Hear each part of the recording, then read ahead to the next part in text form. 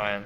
Yeah, I'm 6'5". I'm pretty sure Dan's taller, 6'5", Steven's yeah, taller, you're and I don't 94. know if Matt's taller, but Luke, what height are I'm you? 6'1", I think. And you're 6'2". I'm 6'2". Holy shit, this is some interesting view.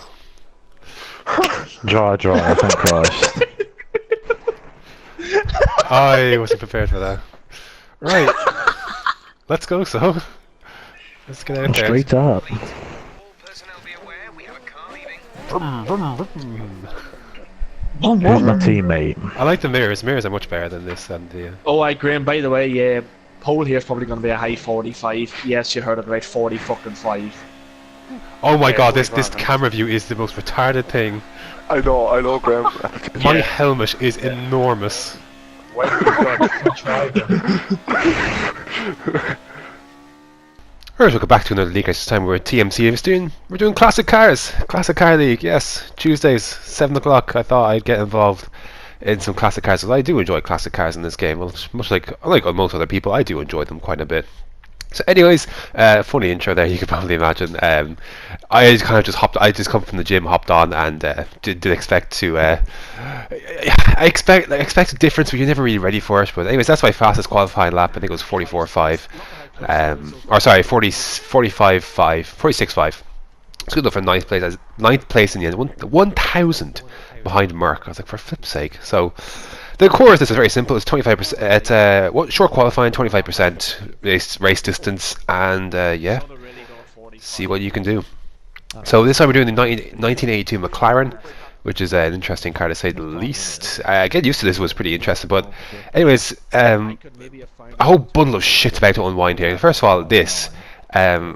The countdown goes off and we're stuck. It's a glitched lobby and that's it. So it was a dry race originally, so I had to change my camera angle obviously for reasons. So anyways, yeah, as you can imagine, we weren't going to go anywhere like this, so we had to restart, do a custom grid, and then when it came time to do the restart, the weather was on dynamic still, and the end result is this.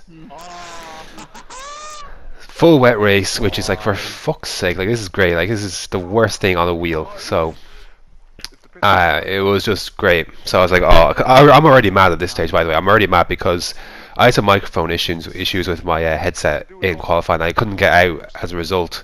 I want to try and fix it because of people shouting at me, or people shouting about it rather than giving actually anything constructive. But anyways, so I was pissed off about that. Pissed off I didn't get qualified. Everyone pissed off then about this restart in the west. But anyways, we're gonna go 5 red lights, and you can see visibility is pretty poor, it has to be said, but I can see relatively what's going on. Merc on the right, Scuba on the left, and heading into turn 1 we get collected and push into a wall, and that only as you can imagine, that only helps my mood really, to be honest, because just, I don't know, it was just utterly typical. I just couldn't believe it. I was just done at this stage. I was just done. And once I asked about it, I asked if damage was on full, and literally once I just got confirmation that it was on full, literally put my mic on mute and just just got on with it. You know what I mean? Like, it's just one of those. What else can you do other than drive? Like, I'm in P16, like, you know what I mean? So it's just absolute shitehouse. The other thing other reason it pissed me off was because this is going to be a no-stop race, and now I have to make a stop to replace this damage. So it really is a case of race over from the very beginning. So I mean, at this stage all I could do was just drive, you know what I mean? Just go and drive and just see what I could do, even though I knew I was going to be seeing no one. Basically, I knew there was going to be nothing in this race for me at this stage.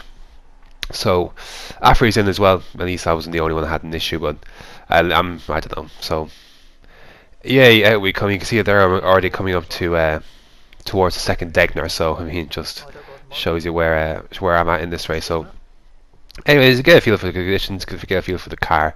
I got to tweak the wing down to 4.6 at the stop. I guess that was something, but I mean, not much. PFC Steve here has been in the pits. I think he came in the pits and he came just out in front of me, and he's going to have a moment. Where is he going to go off? Is he going to go off at this next corner? So head through the S's. He's going to have a moment, and has to correct the steering. I can see he's wobbling. I think he's really struggling. and then eventually I'm going to get him. They head through Dunlop curve. You see there's just taking nice and tight to the inside. Thought about a move. Actually, no, it's not this lap apparently. Oh, there's this. Yeah, I had a little wobble there. So he did. So he was really struggling with the conditions. I mean, I just slipped by in the first Degner. So lap 8. You see how much time has passed. Race driver Timo is here in front. And this is the one I'm thinking of where he has a little tweak off the area. There's the little moment on the grass. Have to be careful. Have to be collected just in case. Put me a little bit wide there, but no big deal. So like lap 8, we're in 12th place. A couple of people have been in the pits or retired. So we're getting closer to points. But I mean, nothing I really expected at this stage. With only a few laps to go. So we get that move done into P12. Lap 11, head on to lap 12. Tekeepa is here in front. Tekeepa got on pole. He was a convincing pole, but he took pole by like 5/10. And so I think the weather really screwed him over.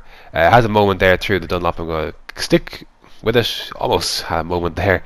But we stick with it and get into 10th place. Actually, we get some points. Yay, we're going to have a chance for some points. But although I happened to Focky in front, but he was slowing down. And it was 4 seconds behind at once, like a good bit.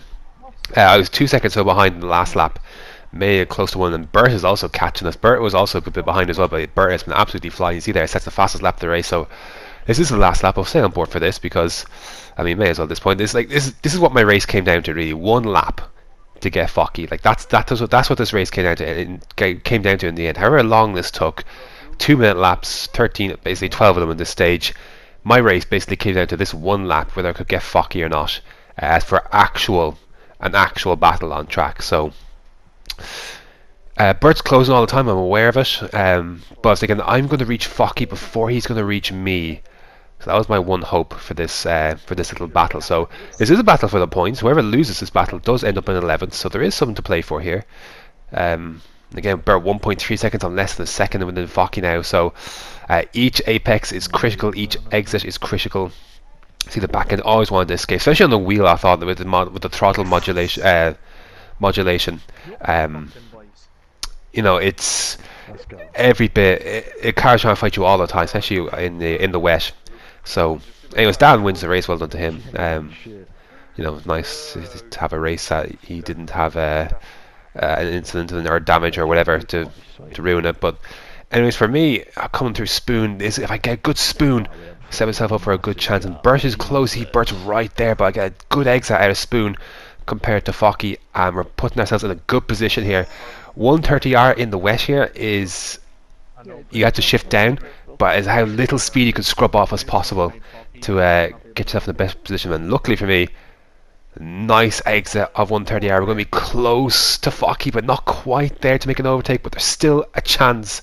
Like, okay, let me just try hit. And just hit. My idea was just hit every apex possible. That was all it was, and not even think about a switch. I just hit the apex, and Focky then got out of shape, and we're on the outside, and it's gonna be 9th place. So that's a great overtake there, and Bert got Focky as well at the end. So poor Focky started this lap in P9 and ended up by 12 thousandths of a second off of Bert for P10. So that's pretty brutal. I'm happy to end out on top on that. But that was literally the only bit of my race. You know what I mean? Like that was literally it. Like, look how far I was behind. You know. So. Frustrating race, but a good end at the very least. But yeah, just very frustrating. I didn't speak until after that race. Like I was just that mad.